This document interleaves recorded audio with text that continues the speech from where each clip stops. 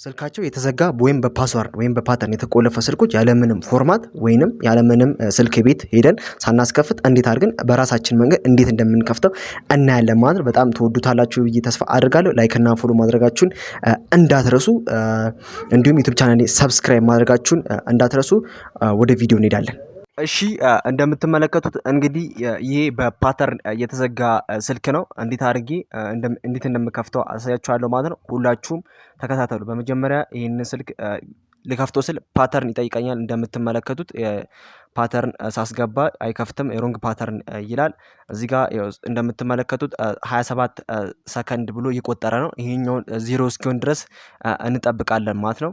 እንደምትመለከቱት 3 2 1 ሰከንድ ቀርቶታል። ከዛ በኋላ እዚህ ጋር አጠገቡ እንደምትመለከቱት ፎርጌት ፓስዋርድ የሚል አለ።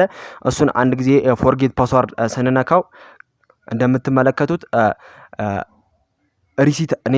ሪሲት አድርጉ ይለኛል። ከዛ በኋላ ኔክስት እለዋለሁ ማለት ነው። ከዛ በኋላ ምንድነው የሚያደርገኝ እዚህ ጋር ሴንሰር አስገባ ወይም ፊንገር ፕሪንት አስገባ ይለኛል ማለት ነው። ከዛ ካስገባው በኋላ አዲስ ፓስዋርድ ይጠይቀኛል ማለት ነው።